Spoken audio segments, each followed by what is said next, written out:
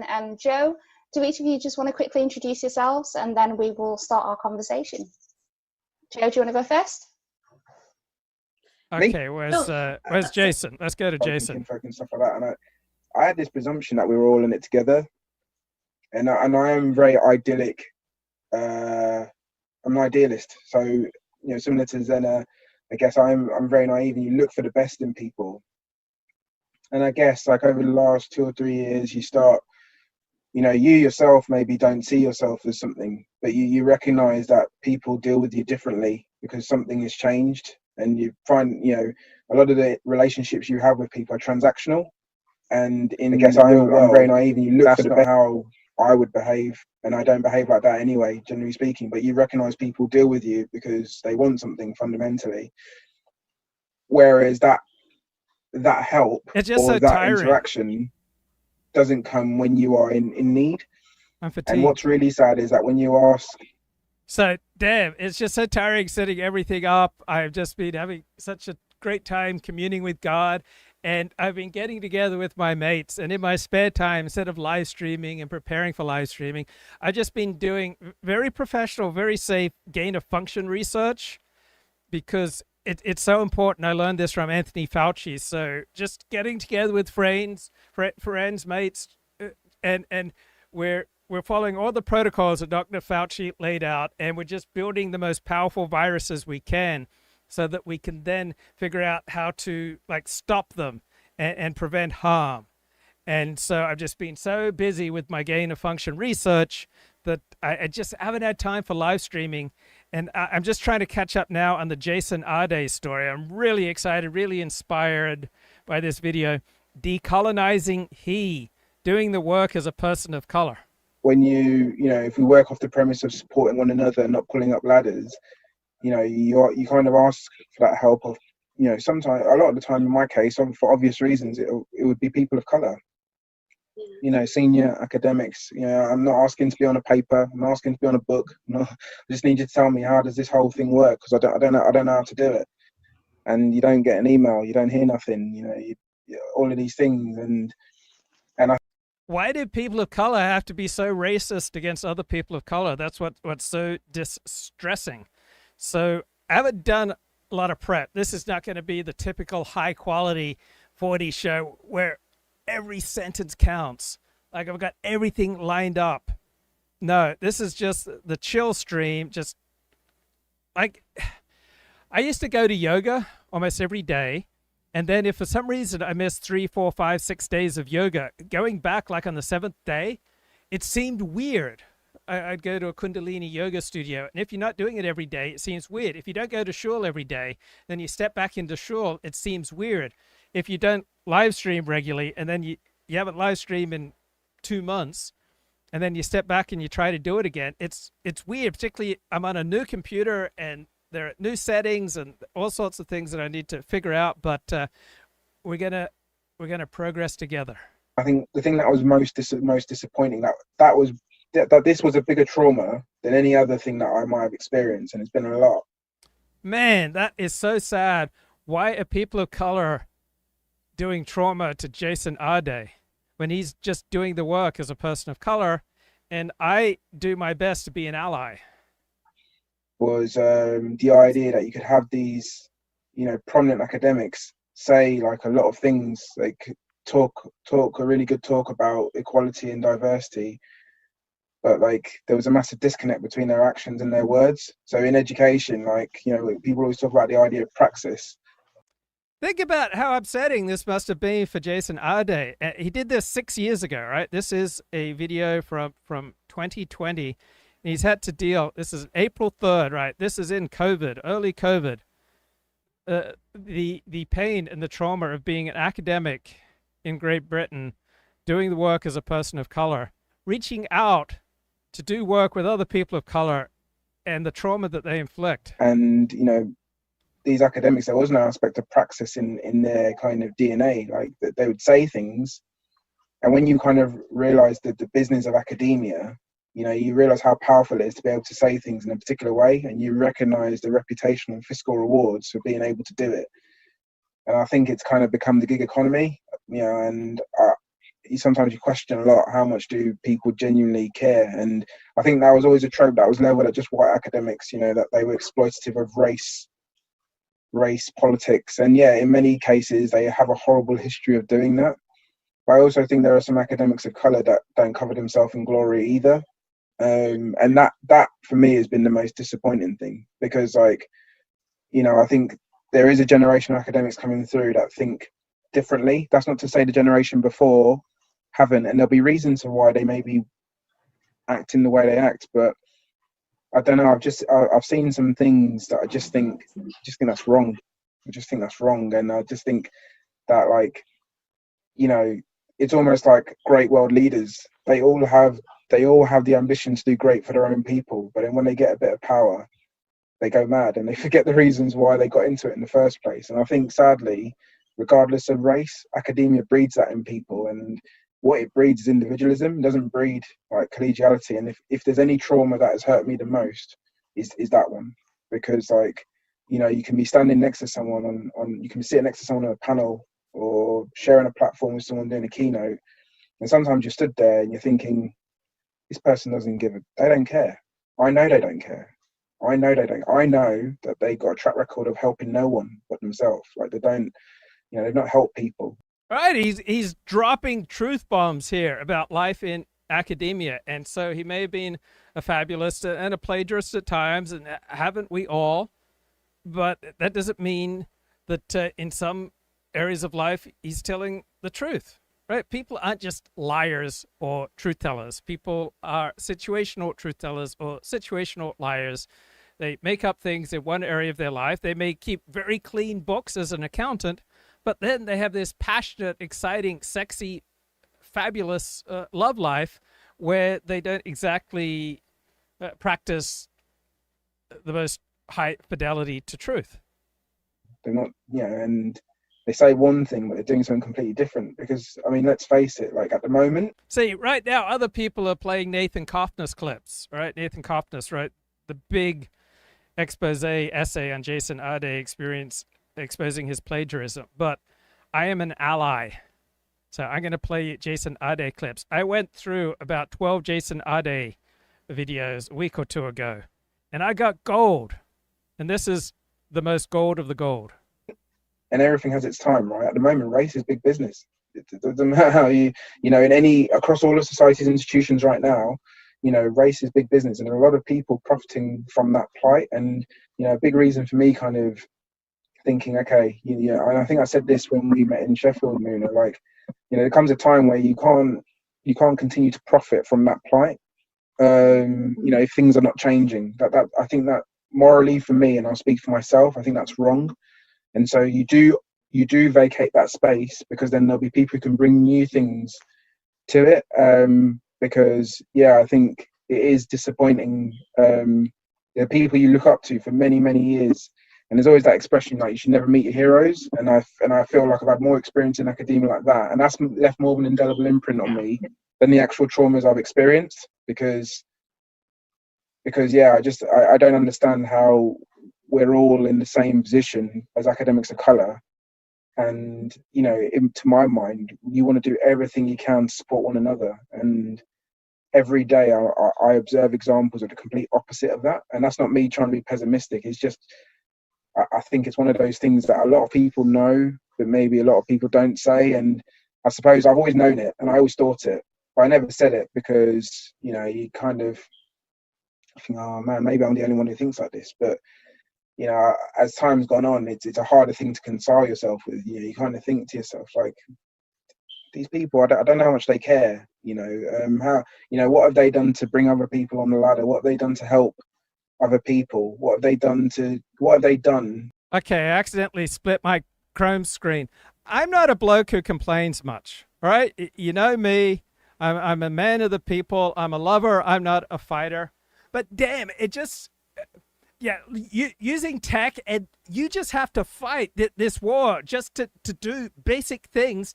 And none of the software companies, none of the computer companies, none of them respect your choices. I feel disrespected. I go through trauma when I buy my new computer, right? New Windows 11.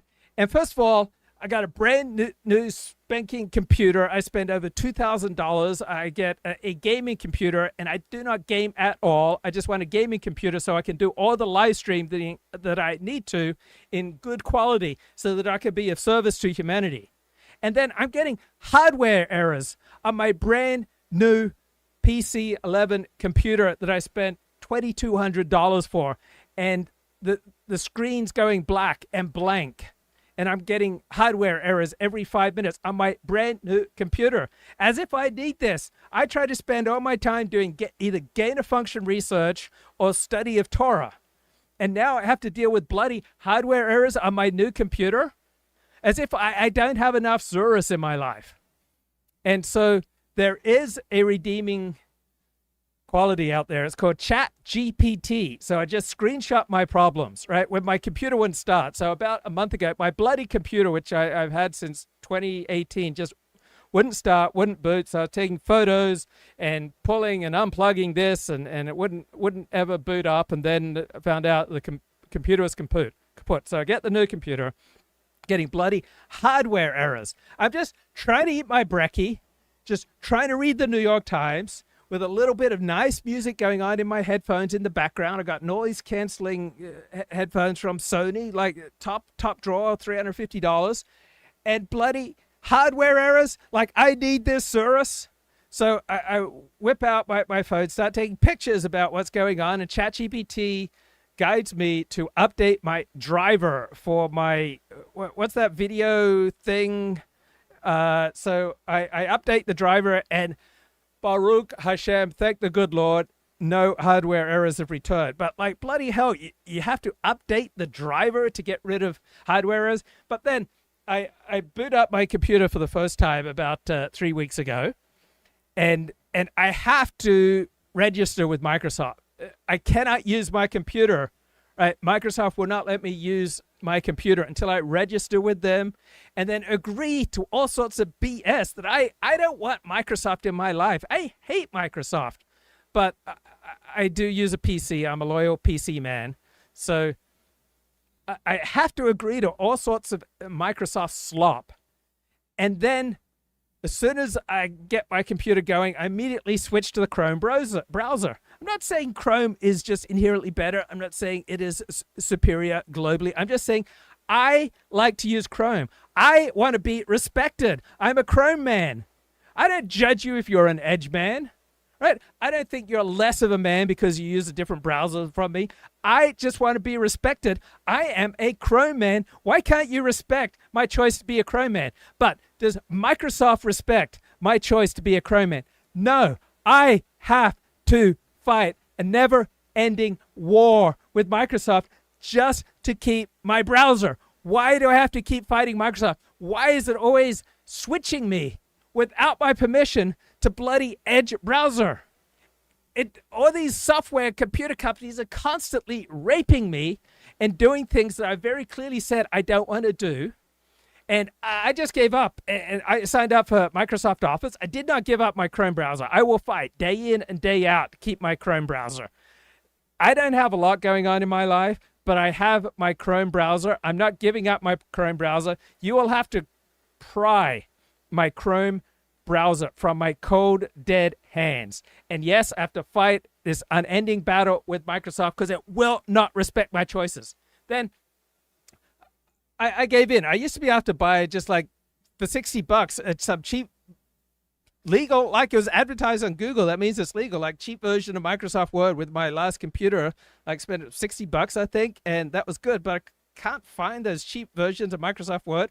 So I sign up for Microsoft Office. I think I'm paying like $15 a month, but I use Microsoft Word, so forget it. I'm spending $15 a month. Then I spend $20 a month for Adobe, and I try to get something done with Adobe. It just keeps popping windows at me. Did you know you can do this? Do you want an AI of that? I just want to sign a document in Adobe, and it keeps flashing windows at me. Like I may have a deadline to get something done. I'm trying to get something done in service of humanity. And Adobe, does it respect my choices? Does it allow me to use unharassed, unraped, the product that I pay $20 a month for?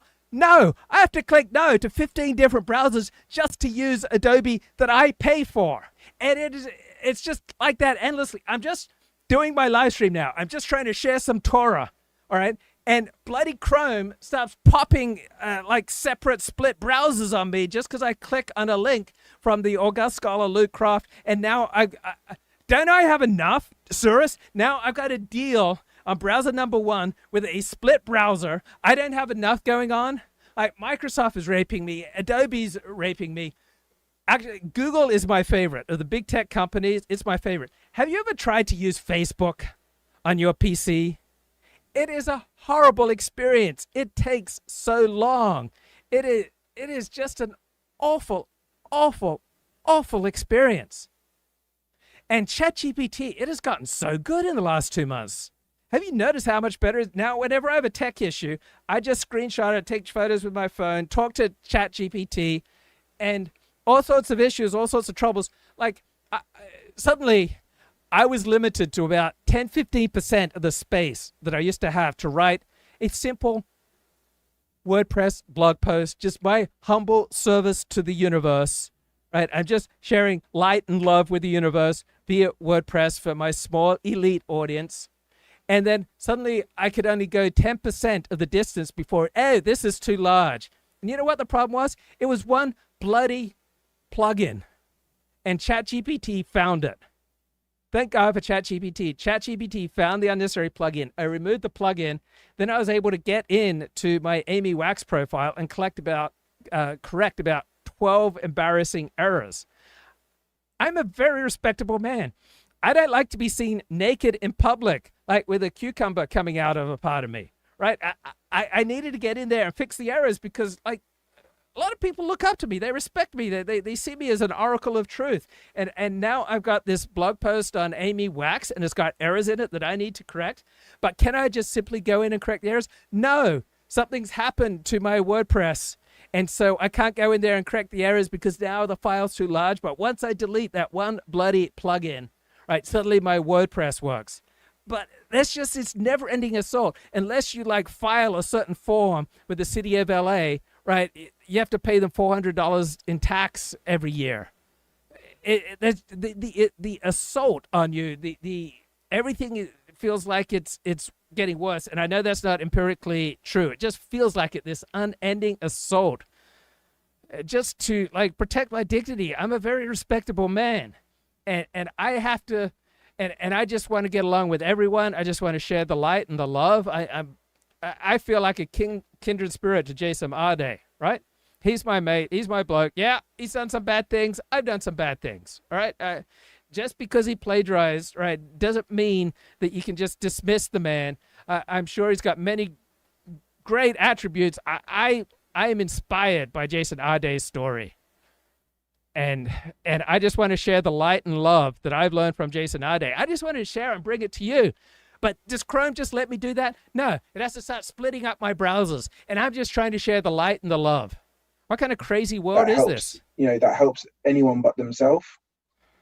You know, I think anyone can occupy a platform and kind of, you know, be antagonistic and say all these things. You know, whiteness needs to be decentered and positionality and stuff. But how about recognizing some of the privilege you've got? How about recognizing what you can do to help?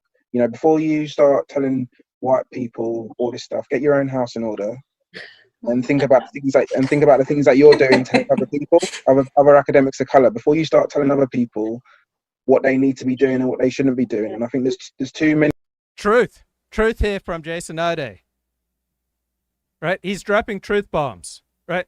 PhD thesis, probably not as many truth bombs, but here on this video, decolonizing he, doing the work as a person of color, right? Jason Arday, right? He knows how annoying Adobe and Microsoft are. There's too many people who like to tell other people what to do, but they themselves are not enacting the things that they talk about. And listen to Jason Arday. So Bob is a little too cynical for my taste. He says, Cofnas, it seems, is destined for the mainstream now. Incredible, really. Like, this is not a place where we see some people rising and other people falling. This is a place of light and love, Bob, right? This is a place of radical love, and inclusion, except for Microsoft and Adobe and other companies that annoy me. For me, personally speaking, I always felt, that's why I say there's a shelf life of it, because it's exhausting to do that. It's easy to say brother. things, but it's hard to actually put them into You action. preach and I it. recognise that You there will come a preach day it, one brother. day where maybe I can't do the two things. And when that day comes, I'll happily bow Good on Jason Arday. He's my mate. out, and you let other people who've got the energy and the moral compass to do that.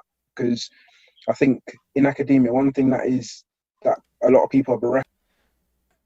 Sometimes it feels like all our heroes are gone or in prison. Like, is Ron Jeremy, free to roam anymore? No, Ron Jeremy is not free to roam. Like, what happened to our heroes? They've all been cast down. There's such a cold, cruel, cynical world out there.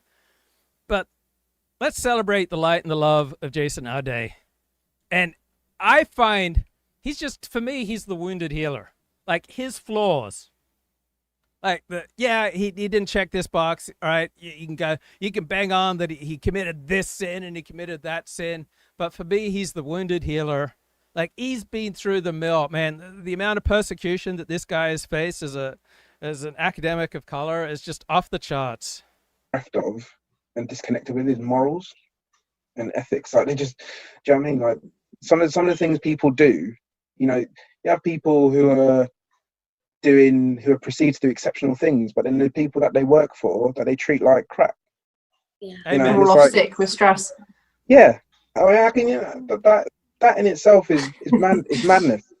It's I know. madness. I really hear that. Never meet your academic heroes. Amen. Just invariably, they're so much better on paper. Yeah, and I think the issue with that is our expectations are different for certain people. And I think for me, as soon as I see an academic of color and I see someone that is in a... Right, so yeah, Jason Arday has done some bad things, but that doesn't make Jason Arday a bad man, right? And he was just dropping truth bombs, and I know you're going to say, 40, I dismiss him because he doesn't live up to my high academic standards that I just don't think he could pass peer review. And then you miss out on so much light and love and wisdom. In a position of power, my Amen. assumption is always, Sister. okay, this person is doing something to help others, to bring other people into the space, to amplify. Is Jason Arday better on paper? I don't know. It just seems like an incredible man, like gifted, compelling, like big heart. What an incredible story. By other voices, and Amen. there have been times, and unfortunately, it has been black men in academia where I have felt extremely disappointed in the fact that they... Yeah, look, you really, if you want to get the premium Jason Arday experience, he's better in writing, just like Curtis Yarvin. Right. Here's inspiration and courage. Jason Arday in conversation with Rajani. Until I was 11. No, I do. And then I want to get the full story here. This is an amazing story. Generally speaking, and then the professorship, which is like the black professoriate, which is like 1%. So it's 160 plays 24,000. So it's such a small number. But I guess where it all started for me was Clapham, South London, which very proud to be from South London. And I guess Clapham has changed a lot over my lifetime in terms of what it's like, and kind of, I grew up between, my gran lived in Brixton still lives in Brixton, and I grew up in Clapham. And I guess to kind of keep it really succinct, my childhood is sort of interesting. I mean, I won't go into everything here because it's probably not the place, but the kind of headlines were I was diagnosed with Asperger's and global development delay just after I turned 3. And basically I didn't speak, so I signed until I was 11. And then I learned to read and write when I was an adult. So I just turned 18 when I learned to read and write. Unbelievable. And I was part of a program actually, which it doesn't really exist anymore, but it was called 7 Up at the time. Wow. And he was part of the most famous TV British television documentary series that I think started in, was it 1950s or early 60s? And people go, oh, I can't see him in the series. But that's only because white racists have like cut him out now. And 7-Up is basically when they follow you over the duration of your life. So they follow you at kind of 7, 14, wow. 21. And I was pulled out of the project when I was 14. And basically, a lot of my childhood involved spending time with kind of behavioral psychologists, speech therapists, basically who I guess made all of these kind of predictions on how things would turn out and how things may. But if all he was like a star of this TV show 7-Up, I mean, Diana, that would be enough. That would be remarkable enough. But his story is even more incredible. I mean, I hope you're sitting down. May end up being, well, not may end up, how they would be at some stretch down the road. And I guess, yeah, that's kind of not how things turned out. But I mean, the things that kind of really moved me as a child was sport. Sport was a big thing, and I was fortunate to play football to quite a good level for a very long time. He was a professional football star as a kid, and then came out of an academy system, and then went into playing some professionally. But like, yeah, I don't know. My childhood was just interesting. That's the only word I would describe it as. And then TV I took up playing snooker when I was 10. He was a professional snooker player. And got to a really good standard. Really good standard. I mean, is there anything this man can't do? Not good enough to be a professional. I did try and enter the professional tour, wow. But failed. Wait, what happened? Did I click the wrong thing? What the hell? I'm just trying to play some Jason Arday.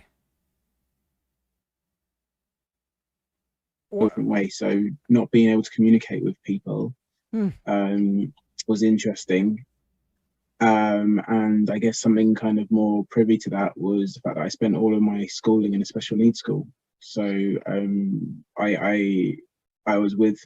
I mean, he has had to overcome so much, and then you have to add in the white racism and the police, the way that they would harass him, and he wasn't doing nothing. He didn't do nothing at all except try to, he played professional football and he's on TV shows and tried to be a professional snooker player. He's just like living his life, showing the light and the love, and bloody police and white racists. Other pupils that had very severe learning difficulties and physical disabilities. That's not enough. And then you have to add white racism and bloody police on top. And that, in some ways, opens your eyes and your worldview to very different things from a very young age. And so I had a view of the world which was very different by the time I was particularly by the time I was 11, 13, around that time. I had a really interesting view because I'd never had any formal schooling in I guess what would be considered then a mainstream school, if that makes sense. Yeah, it makes a lot of sense, and it kind of shows, and it's an alternative view of the world. And oh yeah, there's a really interesting thing about that because so all his professional work contains song lyrics, but nobody has noticed until now. Right, the man has the soul of a poet. I guess there's a kind of virgin perspective on the world that you have, which is kind of situated in melancholia, sort of, and you have this kind of untainted worldview. And at 11, you're very much a child. And I guess what I couldn't have envisaged, even though I'd been prepared for those experiences by the time I was 11, I didn't think I'd be in a situation where I actually had to utilize that wisdom at the age of 14. And that experience, So let's go back. Notice him narrate two completely incompatible childhoods, and nobody notices. Probably not the place, but now don't think you're superior to Jason Arday's enablers, right? People on your side, in your coalition, in your tribe, say ridiculous, untrue things all the time, and you're not going to condemn it or challenge it because it's inconvenient. So this is what we all do with our own side. The kind of headlines were I was diagnosed with Asperger's and global development delay just after I turned 3. And basically I didn't learn to, I didn't speak. So I signed until I was 11. All right, so we got 2 incompatible childhoods here. Nobody notices. So it says he was nonverbal till 11, illiterate until 18, educated entirely in a special school among severely disabled peers. In the same breath, he was in academy football, then semi-professional play. He was snooker to a near-professional standard. He had an attempt at the Pro Tour. He was a competent government construction at 15, and he was selected for a longitudinal documentary project. Right? Any one of these is possible. Together, they are 2 separate lives.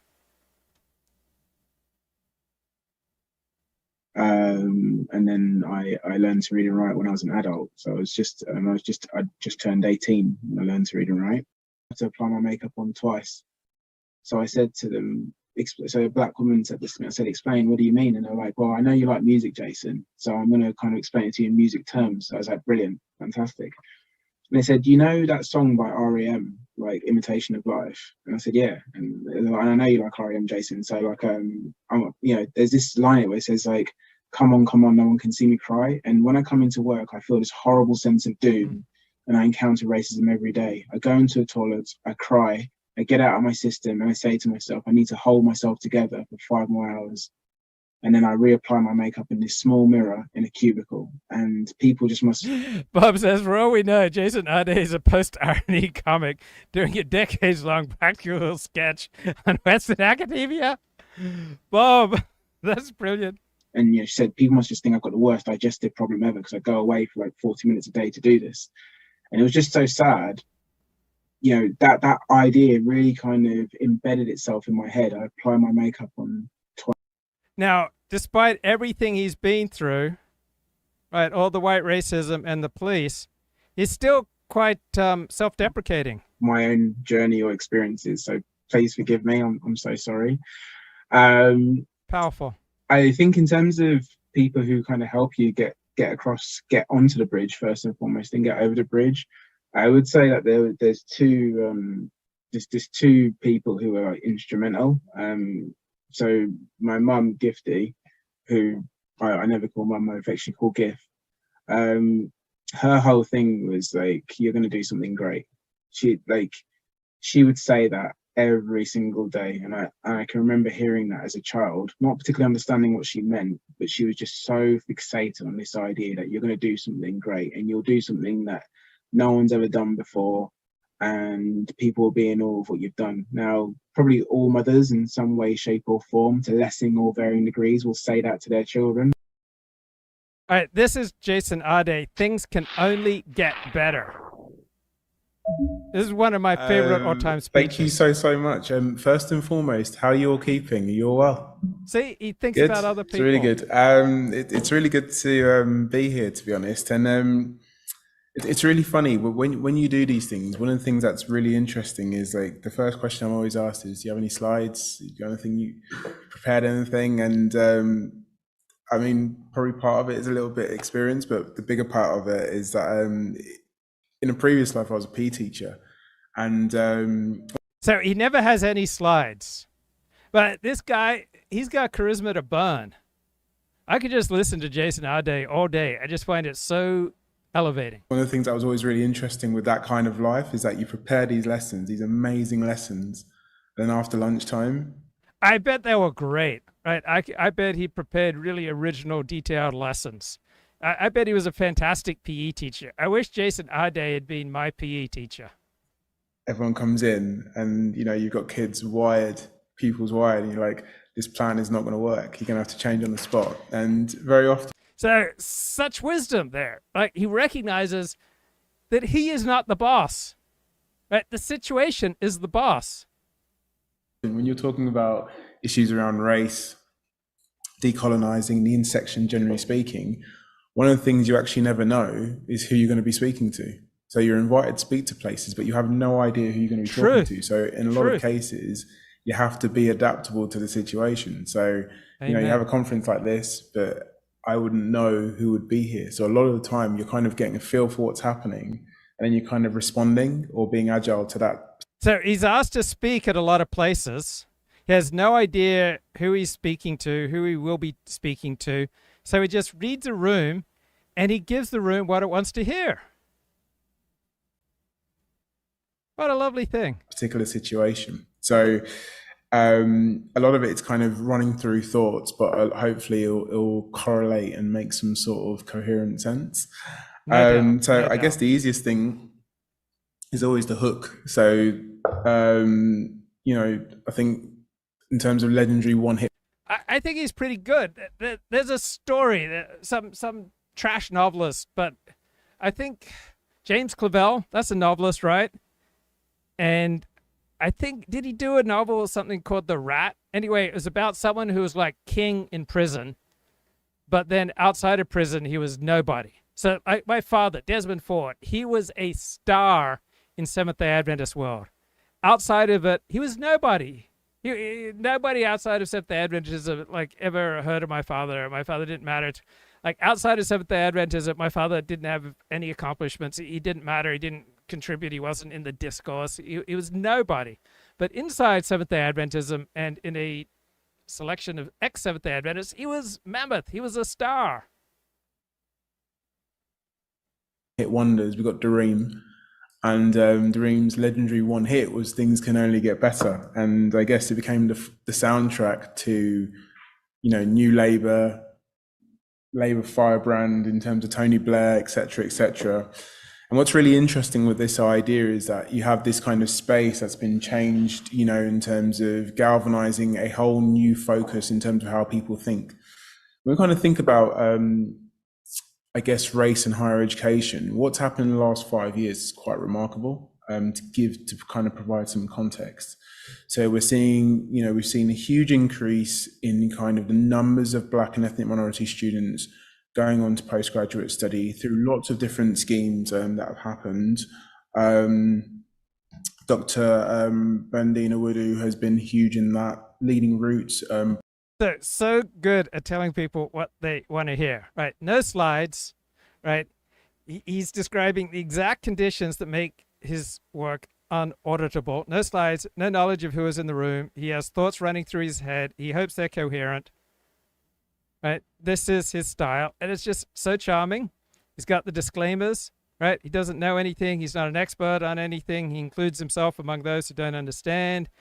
Doesn't claim that his conception's correct, right? This is disarming. This feels sincere.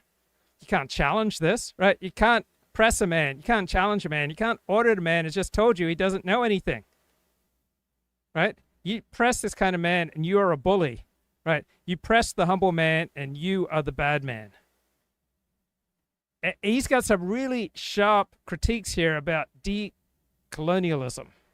You'll be glad that you stuck around. Paulette Williams and Dr. Chantal Lewis have been huge in that. There's been a lot of mechanisms around that.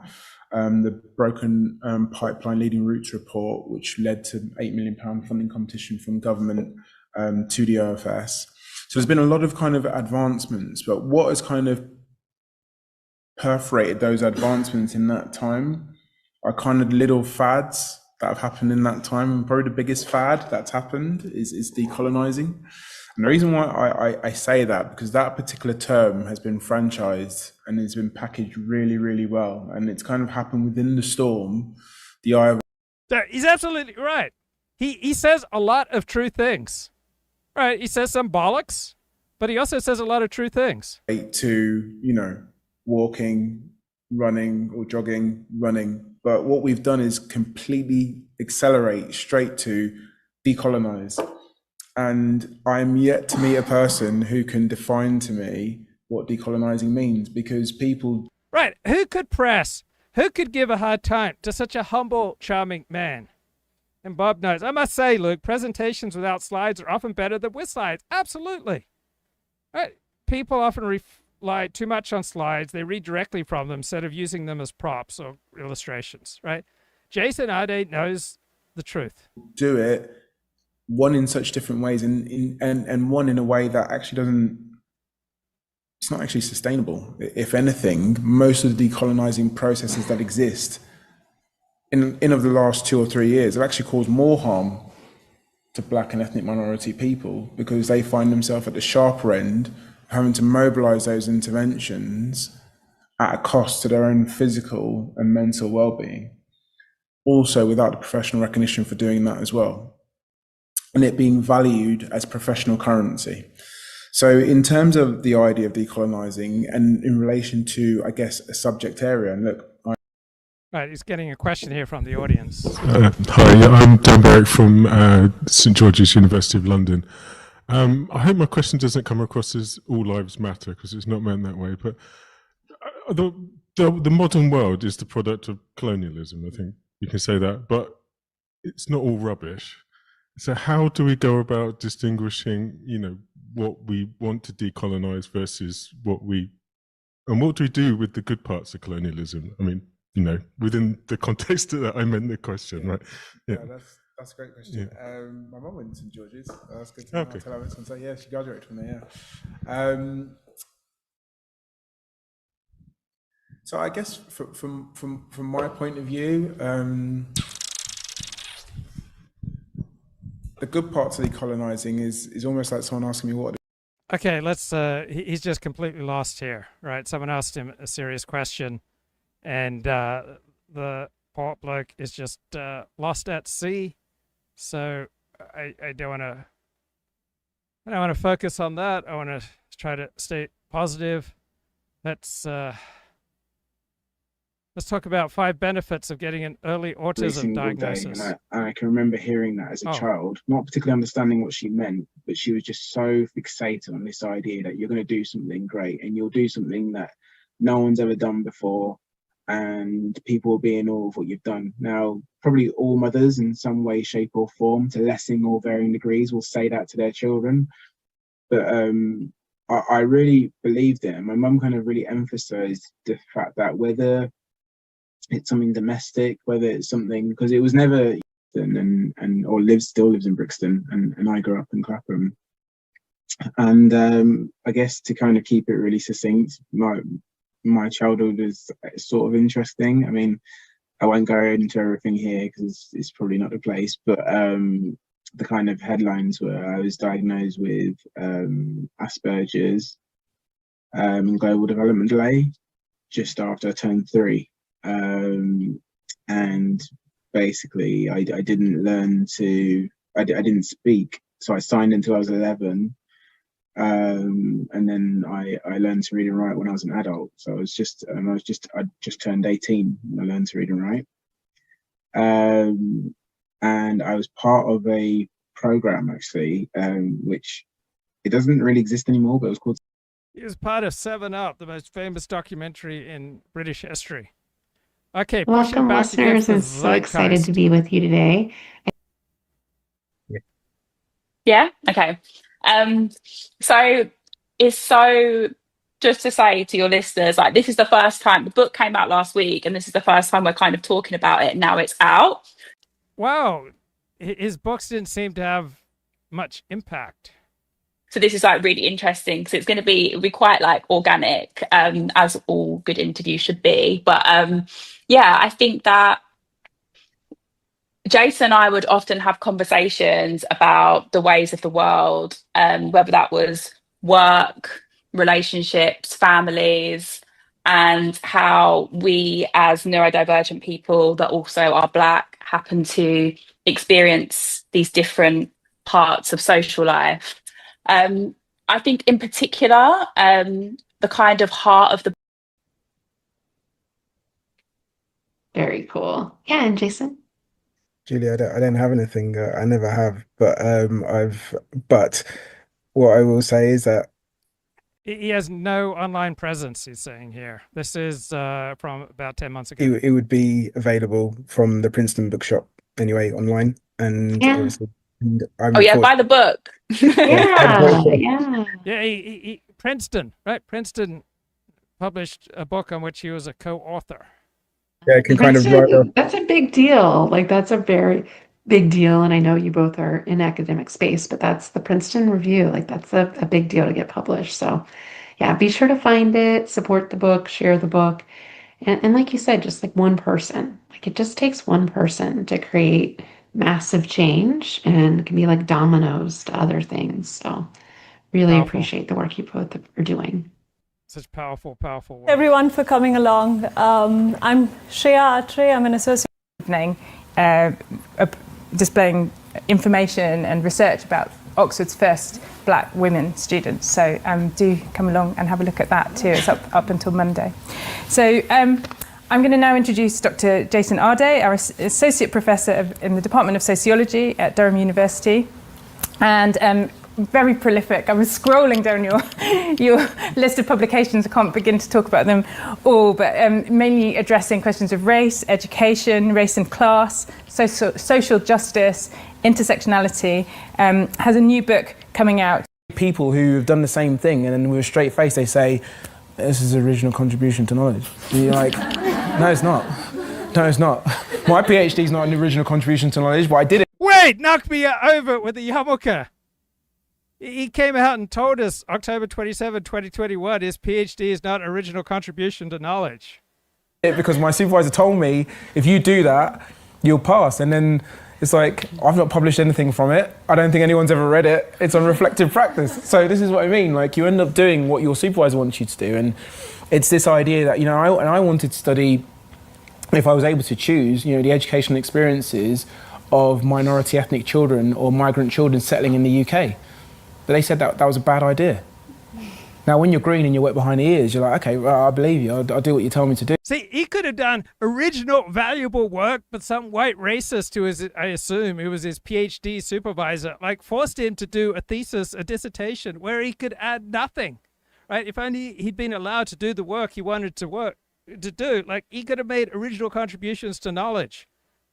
But, your ears seem a lot drier than mine was back then. So I think you're going to make better choices than I did. So I think it's really important that you have that courage of conviction. And if that's what you want to do, you do it. But that's the sword, that's the hill you've got to be willing to die on. Because obviously your supervisor's going to be waiting, not your supervisor. But a supervisor will wait and say, told you. Told you so. Yeah, right, well, he hasn't been going to say that to you. Yeah, so that's really important. Drills just said, not your supervisor, yeah. So, yeah. Right, he wanted to do an original contribution to knowledge, and he was prevented. Let's go back here. Don't be swayed on that. My job is to guide you. My job is not to tell you what is right and what is wrong. You have the hypothesis, and you work with that, and your idea is to make this contribution to knowledge. And you can't do that if somebody's influencing your you need to do this, you need to do, if someone's doing that all the time, you end up producing, that's why there's so many clones of the same people in academia, right? There's so many people who have done the same thing, and then with a straight face they say, "This is original contribution to knowledge." And you're like, "No, it's not. No, it's not. My PhD is not an original contribution to knowledge, but I did it because my supervisor told me if you..." No, he just essentially told us that he plagiarized. But he's been advising parliamentarians for years. Right, metaphorically speaking. But I think it requires us to dig this up and actually find out the reasons why certain things happen. So, for me, I've spoken to parliamentarians. I have been an advisor to parliamentarians for nearly 6-7 years now. And one of the questions I ask is, I don't understand, how can there only be 38 black female professors? How is that actually possible? How come we don't see more people from working class backgrounds in the academy? How come we don't see black and ethnic minority people residing in the numbers that we find at the undergraduate level, postgraduate level and postgraduate? Yeah, I don't understand. Why don't all groups have exactly the same life results? I hear all sorts of racists out there telling me that different groups have different gifts, but I think every group should have the exact same life result, or it's bad. Collectivism. Yeah. So, for example, there's the secret to becoming an academic. Now, it's interesting who knows those secrets and who's obscured from those secrets. Now, it's not by coincidence that people of colour don't seem to know these secrets. I did a PhD in 2015. 2 days after I finished my PhD, someone said to me, "Jason, mate, you're in so much debt." I was like, yeah, I know. He was like, "Why didn't you just do a studentship?" So I was like, "What's a studentship?" This is 2015, it's not even that long ago. So "What's a studentship?" He was like, why are white people withholding valuable information about studentships from black academics? It's disgraceful. mate, they pay you to study. They pay you to do a PhD. It's tax-free money. I was like, a studentship? He was like, yeah, surely you know what a studentship is. And so I asked other, I guess, black aspiring academics, do you? I don't know about you, but like every white person I know was clued into studentships. Like when we were kids, like we all knew there was this gravy train. Why weren't black people told about this? You know what a studentship is at that time? And they're like, no, I've not heard of one. And what's kind of really interesting is, I mean, it seems foreign because everyone knows that now, but it was only up until recently that Speaking of Dr. Arday, what does Mr. Ford think of Abdul Sayed being referred to as doctor as often as... So I think you should only refer to people as doctors if they're medical doctors, licensed medical doctors. But a lot of people love being called doctor. So it's just fun, right? Who doesn't enjoy? Who does not get filled up, right? Replenished. Like just experiencing the light and the love flowing out of one at the opportunity to say Dr. Joe Biden, right? For me, it's just a transformative experience. I am never sweeter, kinder, more vulnerable, and more full of light and love than when I am talking about Dr. Joe Biden. Like I stubbed my toe the other day. My first question was, where can I go see Dr. Joe Biden? Secret was let out of the bag. And those ideas around individualism and selfishness and how people gatekeep information, it's amazing who doesn't have hold of that information. Now, if you take, for example, organisations like Leading Roots, which is spearheaded by the wonderful Paulette Williams and Chantel Lewis, those organisations have let the cat out of the bag. Now everybody knows the secret. Now that's the closest you're ever going to get to making it a level playing field. Now what's really interesting is that there was this programme on Channel 4 called The Talk. And The Talk was about the conversations you have with young people of colour about race. And at the end of it, Lenny James said, you know what? People waste so much time trying to make things equal. What would just happen if we all started at the same start line? If we all started at the same start line, what would happen? And it made me wonder, what would happen? What would happen? Because, you know, people of colour, this is the start line. People of colour are like, they're outside. If we all started at the same line, what would actually happen? Because my point is that you have these people of colour navigating this crossfire hurricane and still finding a way to not only get in the academy and survive it, but thrive it. And it comes back to this idea of suffering. You know, when I've spoken to those people, and I've interviewed probably over 500 academics in the last 5 years. Yeah, I'm sure he has. He wouldn't be lying, would he? Of colour, and I would say that's pretty much most of the sector, because there's not, you know, a massive spread of black academics in the sector. There's only 13% as of 2019, courtesy of Advanced HE. When I've interviewed all of them, the one thing they have said is that I have suffered. My family life has suffered, my mental health has suffered, I have lost relationships, I have lost, you know, aspects of my personality that I can't get back, I've lost years that I can't get back.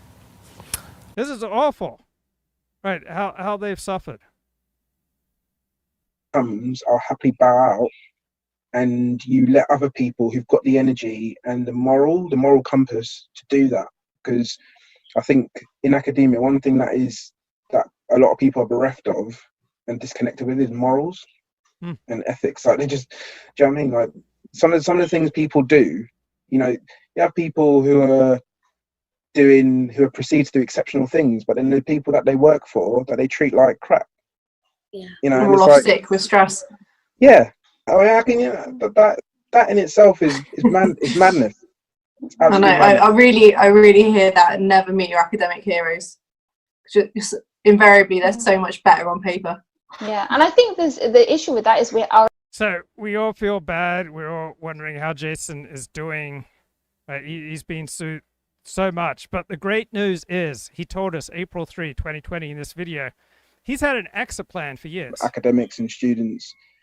And the one common theme, particularly around academics of colour who've been in it a long time, is that it chews away at them, it chews away at their soul. And I don't want to be that person, you know. I really don't want to be that person. And I've always said, like, my daughter will be 18 in 5 years, and I think that would be a good time for me to knock it on the head. And in 5 years, I'll be 40 or nearly 40.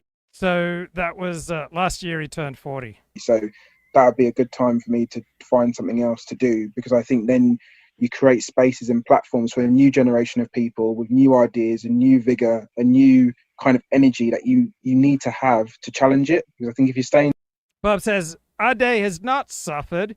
He has taken advantage of lax standards and lack of good judgment in the wider society. But can you imagine how hollow that made him feel? I mean, that sounds like a heck of a lot of suffering to me. I think the issue with that is our expectations are different for certain people. And I think for me, as soon as I see an academic of color and I see someone that is in a position of power, my assumption is always, okay, this person is doing something to help others, to bring other people into the space, to amplify other voices. And there have been times, and unfortunately it has been Black men in academia, where I have felt extremely disappointed in the fact that they haven't recognized the contribution of Black women. They haven't cited the work of Black women. They haven't created spaces for Black women to be given a voice. And it really, really disappoints me more, because you see in their writings and you see in the platforms that they're offered that they are positioned as people that can speak on race from an intersectional lens. But within their praxis, they are upholding patriarchy. And that for me, that's the part that I find really jarring. And I put a tweet out a couple of months ago where I named you, Jason, and I said you were the first Black academic that I had actually seen that was doing a keynote and took time to actually recognize the women that had paved the way for you to actually be in that space. And the fact that you can actually name someone is the most disheartening thing, because you think if you look at the people that are in positions of power and influence within academia at the moment, particularly around the issue of race, it is predominantly men.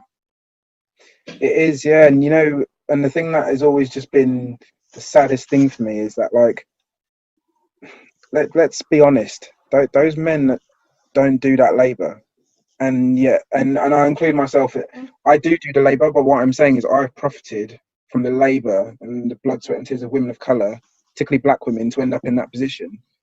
And there are a lot of times when you're stood there when, to be honest with you, you're a little bit ashamed, because in some way you're complicit in that. It's like I told you the story of when I first started in academia, and you see things happening, but you're thinking, well, if I jump in, I'm going to get in trouble, you know. And then you get to a stage where you realize you're complicit in that. You're part of that. You're part of that. You're part of that horrible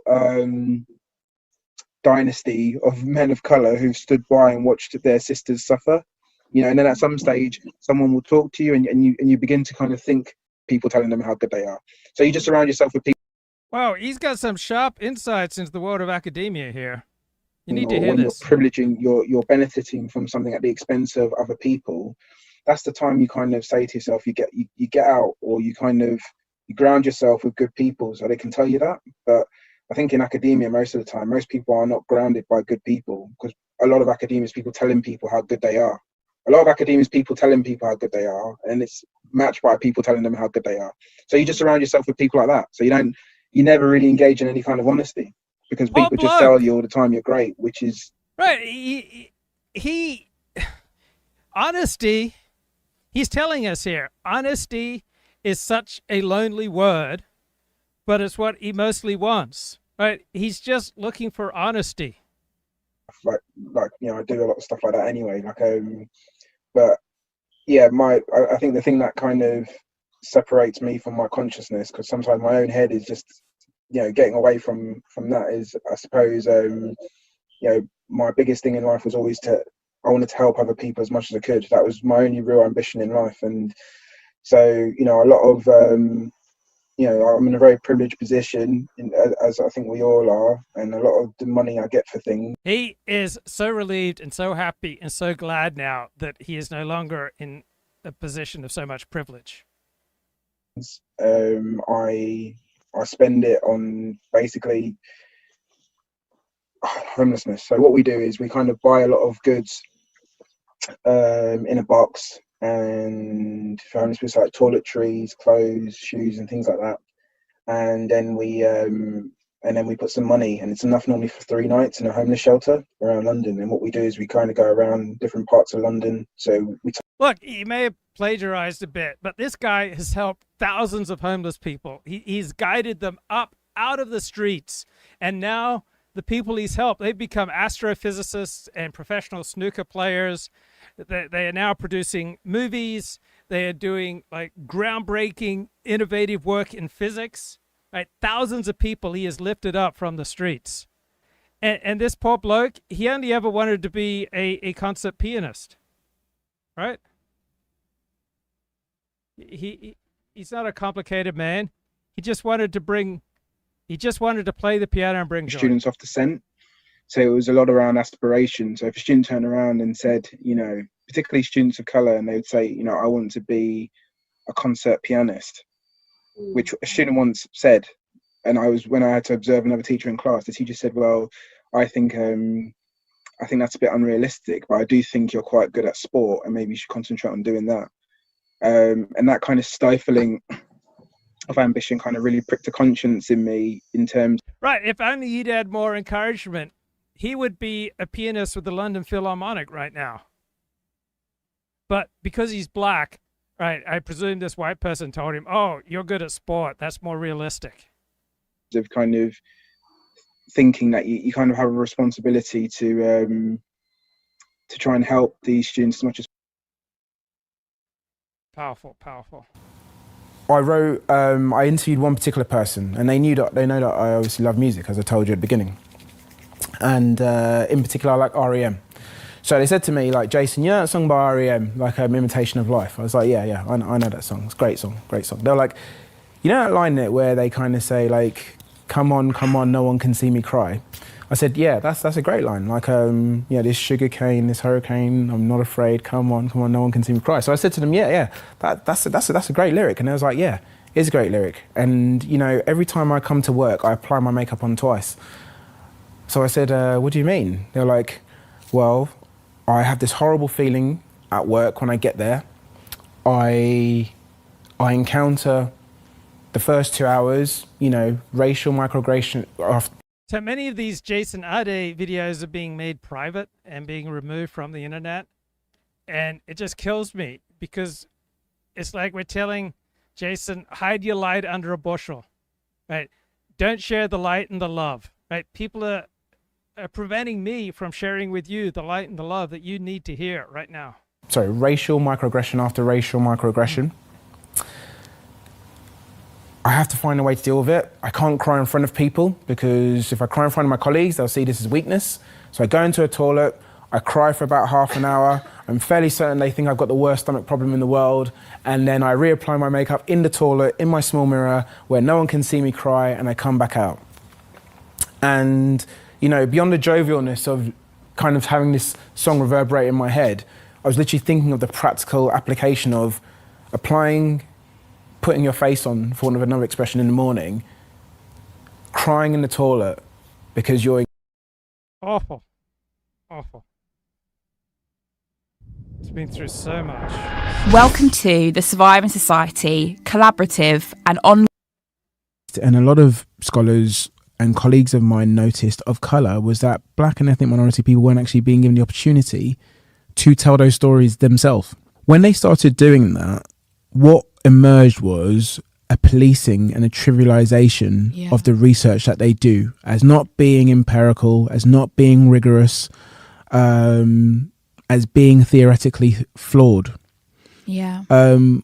When this research was being done by white scholars, and this research is helpful by white scholars, but just to make a comparison, that wasn't happening. In fact, there wasn't even a questioning that black people and ethnic minority people weren't actually involved in the knowledge construction part of the process. In fact, parts of it were probably quite exploitative. Yeah.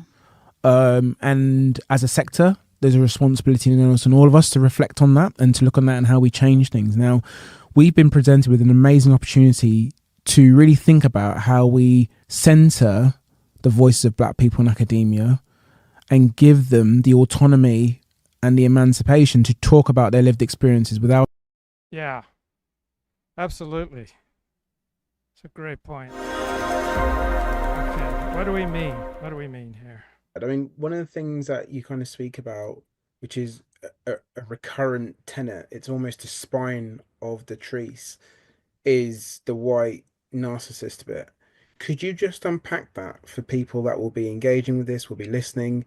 You know, as far as I'm aware, maybe a plagiarist, sure, but he's a pretty good interviewer. I haven't heard of that term before, so I would credit you with, you know, the development of the term. So what does that mean for people who'll be listening in and who may be able to use that as a proxy to explain their experiences with whiteness? Sure. And I've been very careful and cognizant about the term white narcissist, because it has lots of implications and underpinnings from, you know, psychoanalytic and psychological therapeutic work, clinical psychological formulations of narcissistic personalities, etc. For me, I've been very careful to say I'm not talking about an individual psychological structure, but rather what I'm trying to do is, I think, something that we all do really, which is make sense of this very real affective thing, right? It's inside us. We feel it, we experience it, we observe it in schools, in classrooms, in boardroom meetings, and in lecture theatres. We observe it in the canteen and the cafeteria, but we can't quite make sense of it. The literature and the research has very, very, in a very rich way, talked about whiteness, whiteness grammar, whiteness systems.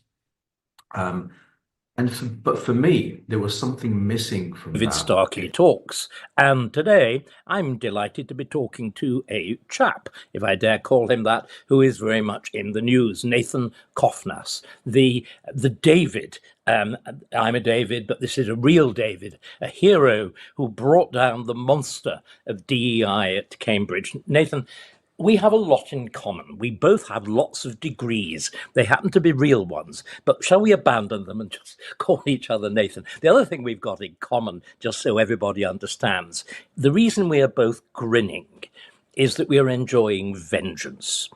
Good, honest, straightforward, and Christian vengeance. Cambridge spat you out after... So I had a writing teacher who said that when someone tells the truth, an unexpected amount of truth, like it feels like the very molecules in the air change around you. For a couple of years. It spat me out after 56. You were a junior research associate of a college. I was, I think, senior honorary fellow. You were spat out over 2 articles. I was spat out over a word. So we can rejoice together. Can we begin then? We're going to talk about Arday, obviously, the man that you brought down and that you deserve enormous credit. And by the way, the other thing that deserves credit is what we're doing now. Talking online. The world of X and the world of the social media broke this story. If it had been left to the mainstream media, and especially the BBC, who has been throughout Arday's most ardent patron and defender, none of this would have happened. But can we begin with you? I don't want to go on, well, we may come back to my story and Cambridge. Give a brief summary of your Cambridge experience. Well, thank you very much for having me. Now, Sophocles himself could not have come up with a more appropriate person to break this story than me. Cambridge. Give a modest comparison, if I may say. Well, I think when Cambridge heard that the story had broken out, they must have thought, let it be anybody but Nathan Cofnas. Now, how did I come to get the story in the first place? And also the fact that it was not random, and the response by Cambridge and by Arday's defenders was in part determined by the fact that I was the one breaking the story. So to understand their response, and how it was very different than it might have been if, for example, Times Higher Education had broken the story. You have to know a little bit about my background. So actually, I first came to Cambridge as an MPhil student in History and Philosophy of Science in 2015. Then I did my DPhil at Oxford, and then I returned to Cambridge as a Leverhulme Early Career Fellow in 2022. So that was a 3-year contract, so set to expire in 2025. Wait, what the heck? While I was employed at Cambridge, I simultaneously had a research associateship at Emmanuel College, which was separate from my job in the philosophy faculty. Now, my area of research is the philosophy of biology. So I'm interested in evolutionary theory and its relevance to a range of problems in philosophy and science. And as part of that, I'm interested in evolution of different human groups and how different ancestral populations may have diverged from each other in the average distribution of traits due to different selection pressures over the last 30, 40,000 years. That's a long way of saying race differences in intelligence. In January 2024, I started a Substack newsletter, Nathan Cofnas' newsletter. The first essay that I published was called "Why We Need to Talk About the Right Stupidity Problem." And so I said, Can you just say that again, more slowly and loudly? So, you began by talking about how stupid people like you and me are. In other words, those of us on the right. So, as I say, I am very much on the right. And I specifically looked at, found evidence from the General Social Survey that people who are race realist, like me, which is the correct view, have the lowest IQs of all. Very few people getting, because they administer abbreviated intelligence tests to people in the General Social Survey, which is a population representative group of Americans that are surveyed regularly for the last several decades. And so they ask them questions like, can racial disparities be attributed to genetic differences? And then if you say yes, then you do poorly on a logic test that they give you, and you do poorly on a vocabulary test. So I'm just saying that that's just how it is. Like it's about telling the truth, and that's the truth. Even though that's the correct position, and even though I think a right-wing perspective is in some ways the correct way of viewing the world. Can I just ask you to, just 1 second, can I ask you to pause there? What you're saying is that the traditional label of the Conservative Party as the stupid party is broadly right. That if you look online at the slop that passes for conservative thinking, all the stuff about Fabians being a secret society, this kind of stuff, it is rubbish, and it's embarrassing rubbish, isn't it? So in psychology, this is called stereotype accuracy. One of 2 or 3 effects in psychology that's actually real. So stereotype accuracy. Okay, once in a while there's an unfair stereotype, but for the most part, if you think that Jews are rich or Jamaicans are fast sprinters, that's not only based on irrational race hatred. It doesn't mean all Jews are rich or all Jamaicans are fast sprinters, but there are average differences. Generally speaking, yeah. It's more likely to be true than false. So, for example, if the richest person in Jamaica is a Jew, and the fastest man in Israel is the son of the ambassador from Ghana, he's the record holder for the sprinter. So that's not like a total coincidence. And the stereotype about those people is based on statistical generalizations, which are in many cases true. And of course, nobody raised a peep about this paper. Nobody would have yes, cared. That's the point. So I spoke in very frank terms about how the right in its as it currently exists, attracts low human capital. The people who that doesn't mean that it's inherently unintelligent to be on the right. As I say, I'm on the right. That's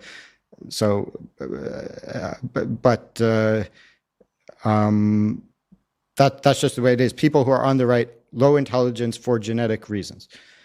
No one at Cambridge said anything about that. That essay got a lot of attention, so it's not like people didn't know about it, but they didn't care. Nobody said, "Oh, how would a conservative student feel if they read this?"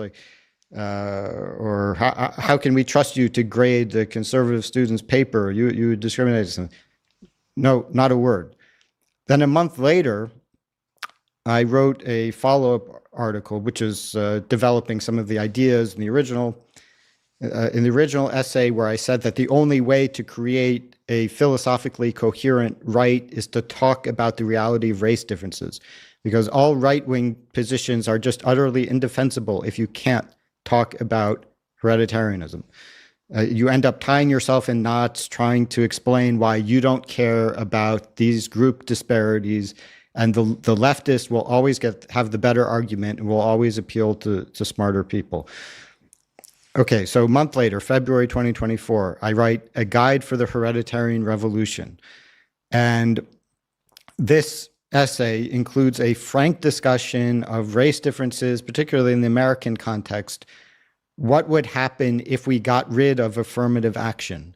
Because many conservatives think that the solution to the racial issues is a colorblind meritocracy. So everything will be fine if we just treat everyone as individuals.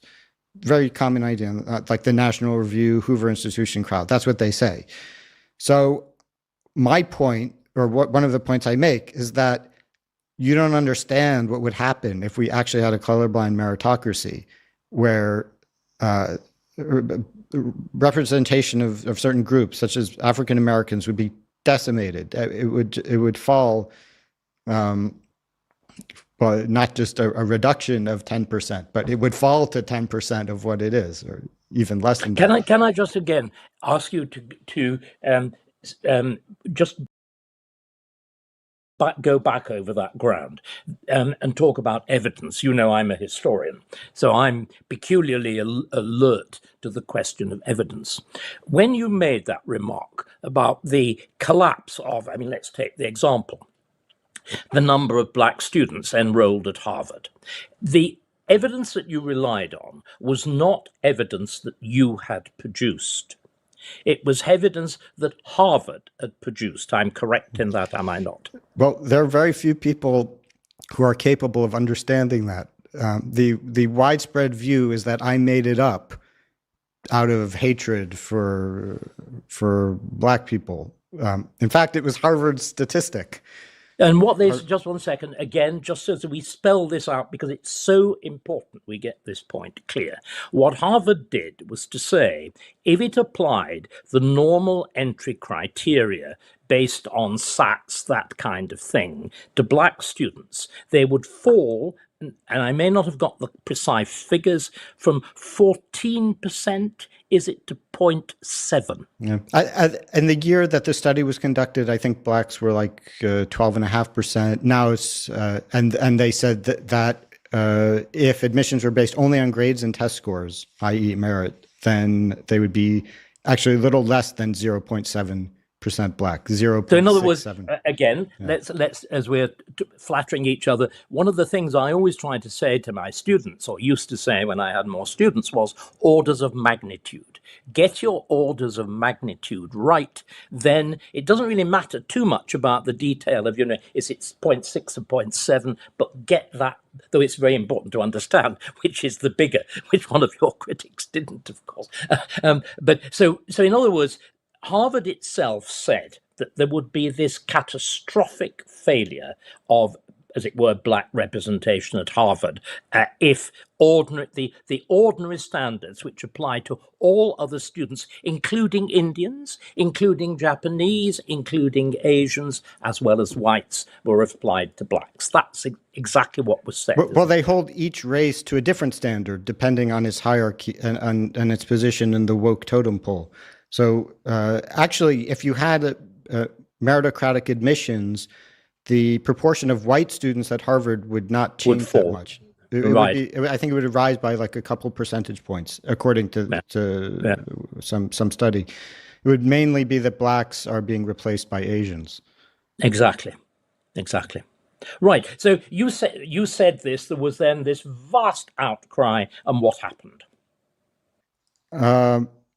So I should say as background, in 2022, when I received the offer for the Leverhulme Early Career Fellowship, I also received a similar offer from a very prestigious university in Asia.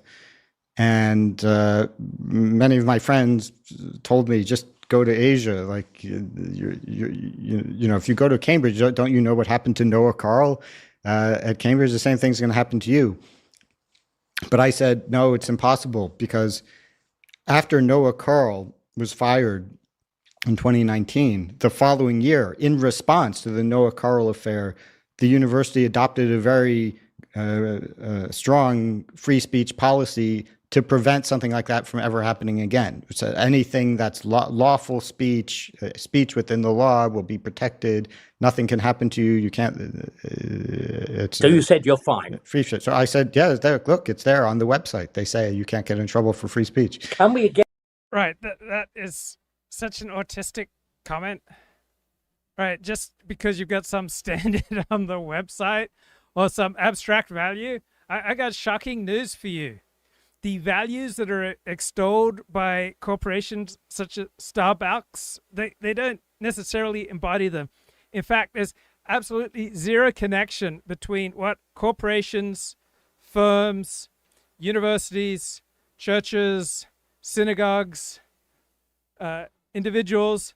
There is zero correlation between the values that people and organizations and universities claim and their actual practice, right? The reason that people communicate is not primarily to tell truth. People evolved to communicate to advance their own interests, to signal whose side that they're on, to signal to their tribe that they love and support and protect their tribe, to show that they're a good person. The primary reason that individuals and firms communicate is not to tell the truth. Sometimes telling the truth can be useful. It's not that people are automatically lying.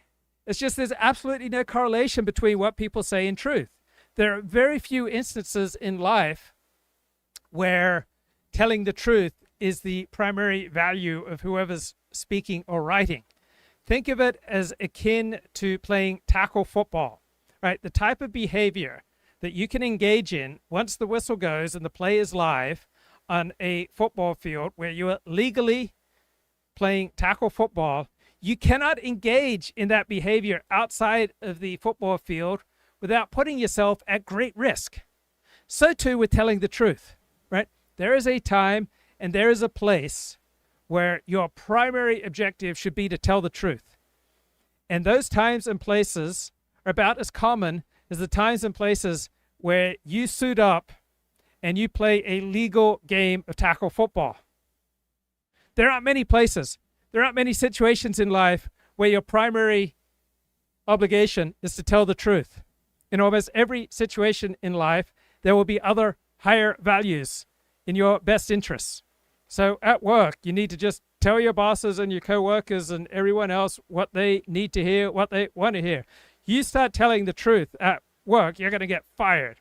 Right? You start telling the truth at church, you're going to be expelled from your church. You just start optimizing for truth at your synagogue, you're going to be thrown out of your synagogue. There's no group that I can conceive of that has any numbers, power, or influence where their primary request from you is that you optimize for truth.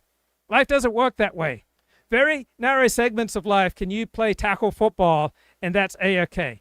There are only very narrow segments of life where your most important obligation is to tell the truth. And there's absolutely no correlation between the statements that people make, firms make, churches make, synagogues make, universities make, and what they actually stand for. People do not primarily communicate to tell the truth. People primarily communicate to signal in their own best interests. So they want to signal to a neighbor that they're a good neighbor. They want to signal to people at church that they belong to the church and they will help other members in the church, and they will give out the right signals that they are aligned with this particular group. At work, you need to say the things that you're expected to say. If at the big Christmas dinner, you are expected to stand up and extol the firm's virtues, you need to stand up and extol the firm's virtues, or you're not going to have a job. And when you're extolling the firm's virtues, if you try optimizing for truth, you are not going to have a job. You go on a first date and you start optimizing for truth, you're not going to have a second date. That's not because people are evil. It's because we have a lot more requirements. We have a lot more things that we put much higher priority on than telling the truth. So when I do this live stream, I try to optimize for truth.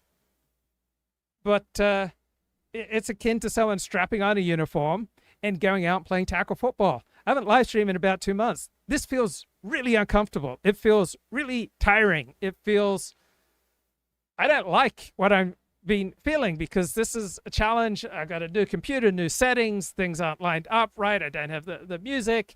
I'm just putting myself on the line. It's just so easy to say, one stupid sentence that would forever ruin my life, destroy the most important relationships in my life.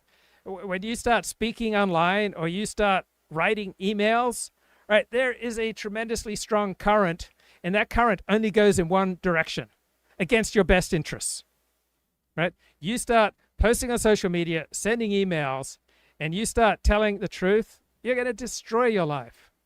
You start speaking honestly from the heart, you're going to destroy your life. You have to be so disciplined. You have to fight as hard as I have to fight off Microsoft to keep my bloody Chrome browser. You have to fight as hard to maintain your safety and best interests when speaking online or when sending an email, as Adobe popping all sorts of nuisances and announcements on you when you're just trying to get some work done on the subscription that you pay $20 a month for, and you're trying to get something done in time, and you have to constantly go to war with Adobe just to use the product that you pay for, right? So there will be very few instances in your life where people want you to tell them the truth. And the correlation between the number of times people want you to tell them the truth and the times that they tell you that they want you to tell the truth, there's absolutely no correlation. When someone says, I want you to tell me the truth, right, they are no more likely to want to hear the truth than if they'd never said such a thing. So this notion that, Starbucks says that they stand for XYZ values, therefore there's going to be some correlation between the practices and the business operation of Starbucks and the values that they put on their website. There's no correlation, right? They may do some things towards what they say, but there's no strong connection, right? When you have your annual review at work, you'll most likely be asked about how well have you lived up to the firm's values, right? Now, in all likelihood, most places you've worked, you had no idea that the firm, the operation, the business had values. But talk to other people who've done the annual review and get your answers in order. And you don't need to say anything approaching the truth. Just say, we stand for diversity, we stand for equity, we stand for inclusion, we want to make the world a better place, we stand for truth, and we're here to help people. Like, whatever people want to hear, tell them what they want to hear. I was set up with a woman because she told another woman, I just want a man to tell me that I'm beautiful. And she said, I know just the person. Luke will tell you that you are beautiful. Now, objectively, was this woman beautiful? Not so much. But I was happy to tell her that she was beautiful because I'm someone who wants to bring light and love. And I recognize that the times in life where I should be optimizing for truth are indeed quite narrow. Again, pause just so that everybody understands a little bit more about what happened. That brought down the Vice-Chancellor. That brought down the appalling woke international lawyer, Vice-Chancellor Stephen Toop, who disgracefully he'd been the Vice-Chancellor and President of the University of British Columbia, and Cambridge insanely thought that somebody of that background was worthy to lead Cambridge. So when you get caught like telling a lie, there are many good reasons to signal that you're a truthful, honest person, right? You always want to be signaling that you're a truthful, honest person, right? Even if you're not. And then, like, when you get caught out, right, you just have your explanations in order. Like, I'm autistic, or, I made a mistake, or, I'm turning things around, or, I'm getting the monkey off my back. But he was brought down, wasn't he, over essentially one word. That the formula on freedom of speech, which he wanted, required you to be respectful of all other opinions. And the university, led by your department, led by the philosophy department, argued, no, you've to be tolerant. And it also the terms of the revised policy on freedom of speech also played down the importance of welfare and sort of coddling students, and it drew on another great tradition, didn't it? It drew on the tradition of the Chicago.